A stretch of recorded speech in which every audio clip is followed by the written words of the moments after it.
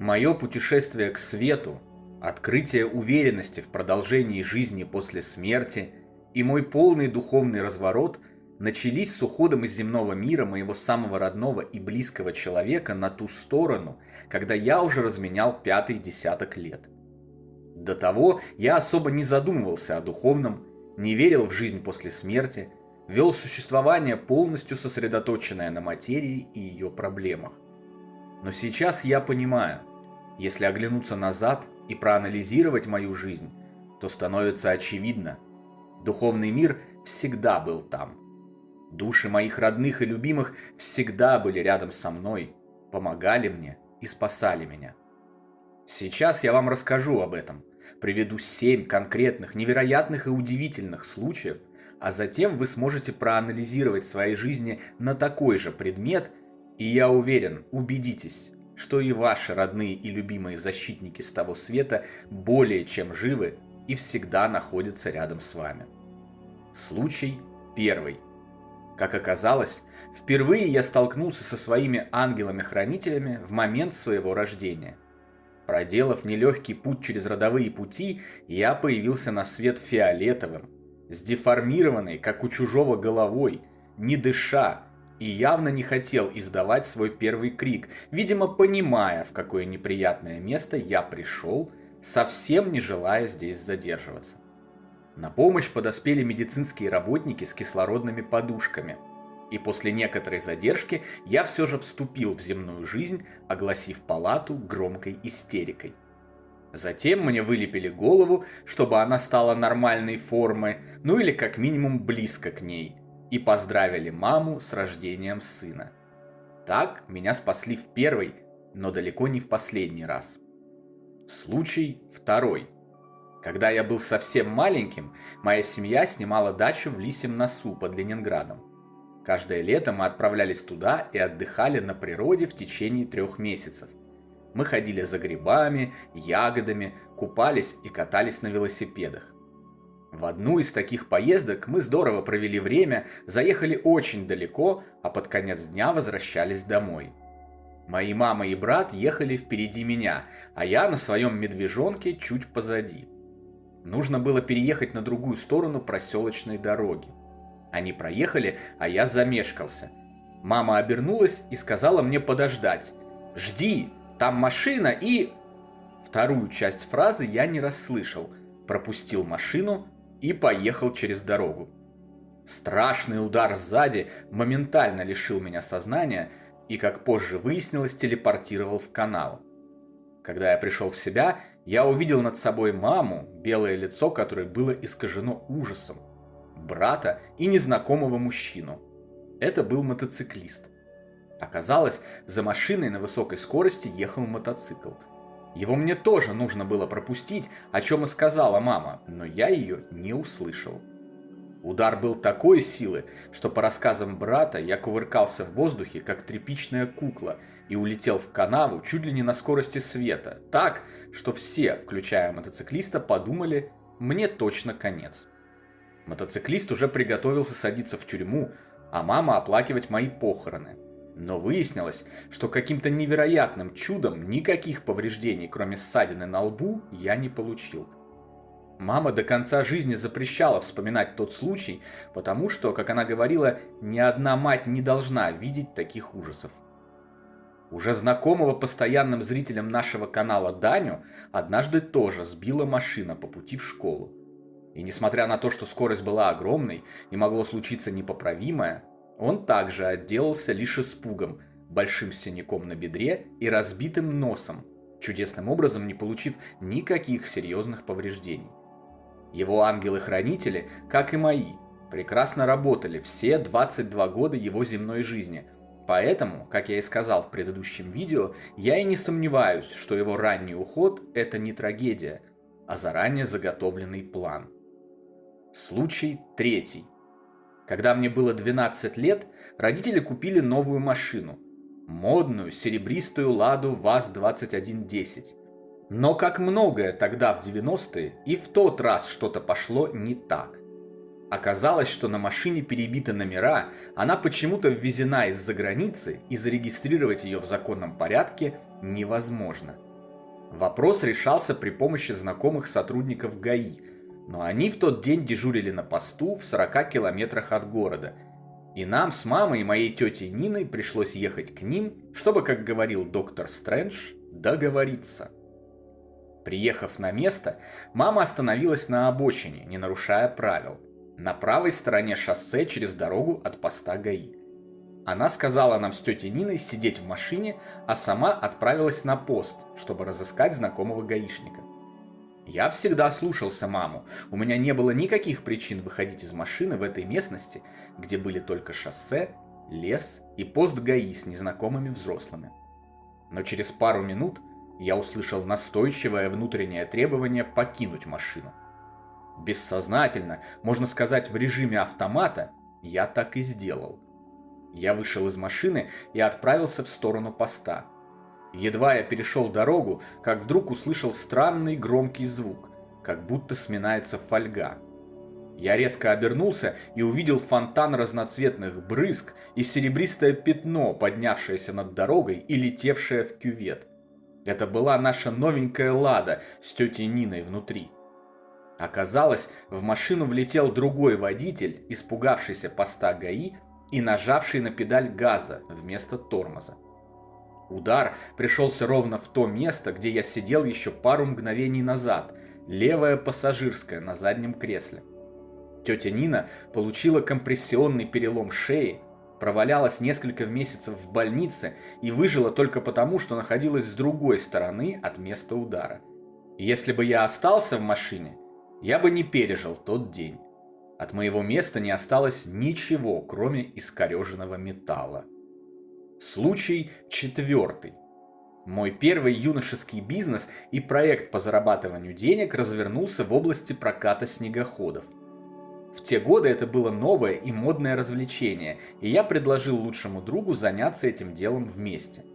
Я договорился со знакомым администратором пригородного горнолыжного комплекса, мы поставили мои снегоходы в прокат и стали сдавать их людям для веселого времяпрепровождения.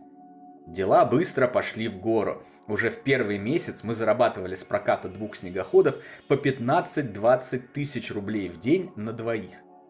В те далекие годы это были огромные деньги. Во второй месяц мы пригласили еще 2 работников и расширили парк снегоходов до 4. Заработки повысились до 30 тысяч в день. Но я тогда находился в довольно печальной финансовой ситуации. Кроме того, я проходил через трудности первой любви и первых отношений. И мне все равно было нужно больше денег. Поэтому я стал подворовывать на сменах, где был старшим. Ребята-коллеги быстро раскрыли мою гениальную схему. Они решили разыграть спектакль в лучших традициях семьи Сопрано и других фильмов про мафию. Под предлогом того, что мой лучший друг разбился на снегоходе в лесу и его нужно спасать, они заманили меня в чащу и приготовились убивать. Проблема была в том, что мой лучший друг вместе с теми работниками, которых мы наняли в штат проката, в то время пристрастился к наркотикам. В тот день они как следует закинулись для храбрости и встретили меня с арматурой, кастетами и ножами в лесу. Окружив меня и заблокировав любые пути к бегству, они сообщили мне о моем незавидном положении, а по их черным глазам, полным агрессии и ненависти, я понял, что здесь, в этом мрачном лесу, и найду свою кончину. Как только эта мысль пришла мне в голову, вдруг что-то поменялось. Глаза ребят прояснились, из них исчезла ненависть и агрессия, и они решили договориться со мной и отпустить меня. Как будто все вокруг просветлело, и даже лес в тот момент стал менее мрачным. Условиями сохранения мне жизни стали полный отказ от работы в прокате снегоходов, их экспроприация в пользу работников и выплата моим друзьям всех денег, которые у меня были. Это стало мне уроком. С тех пор я больше не украл ни у кого ни копейки, хотя возможностей для этого было предостаточно. И никогда этого не сделаю, даже если искушение будет велико.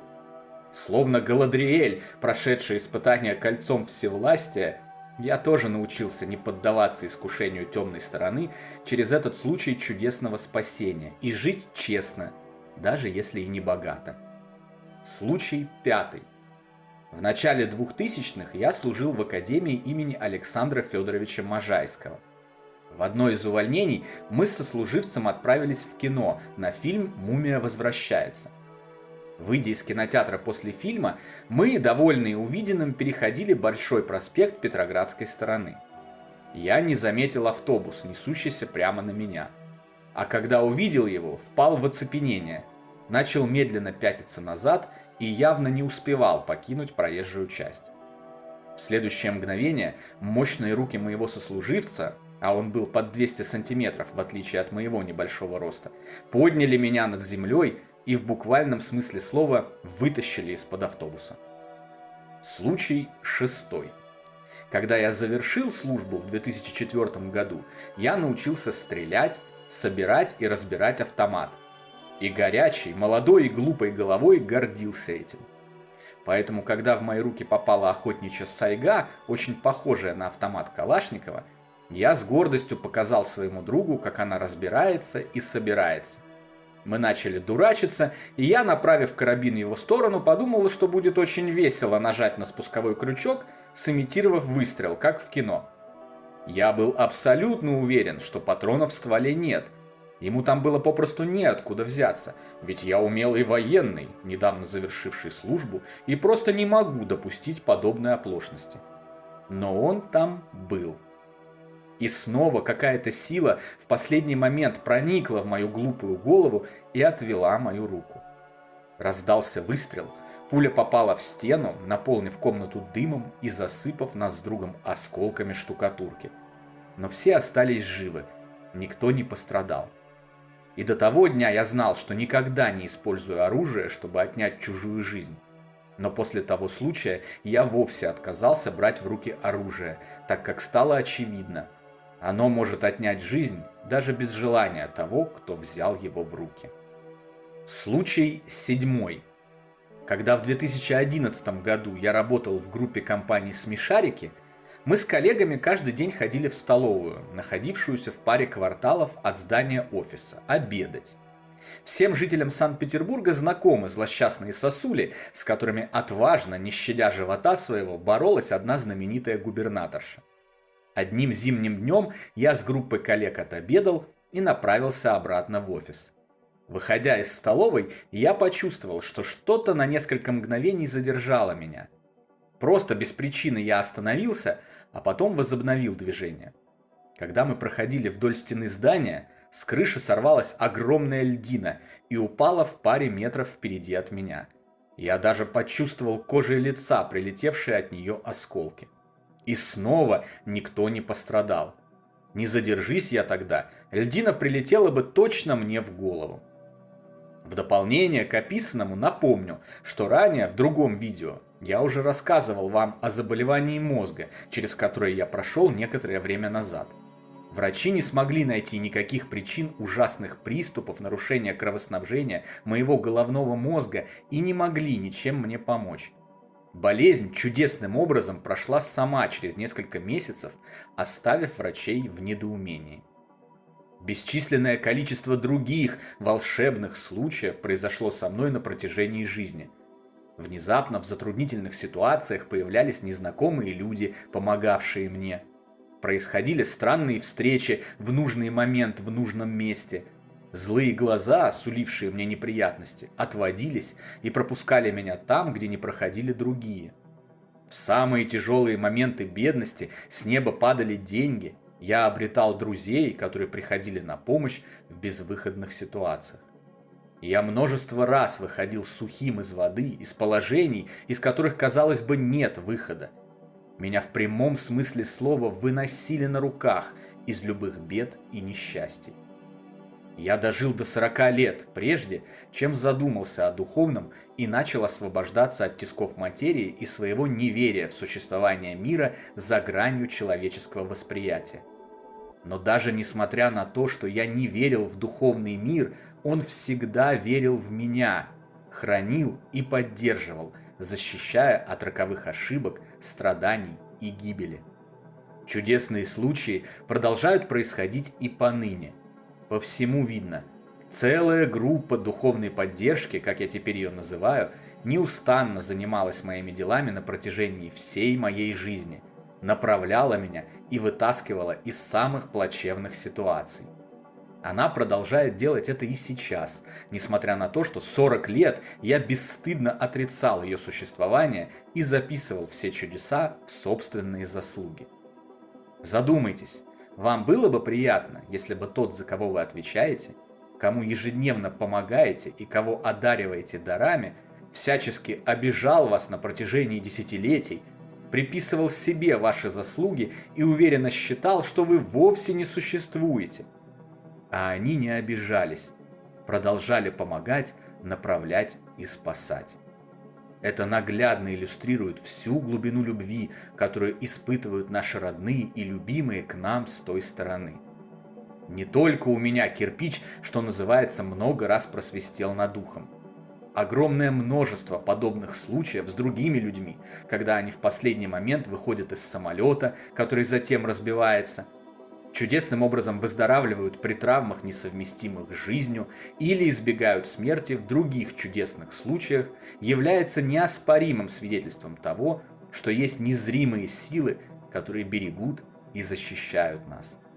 Не сомневайтесь, у каждого из нас есть такие силы, наши ангелы-хранители и духовные наставники.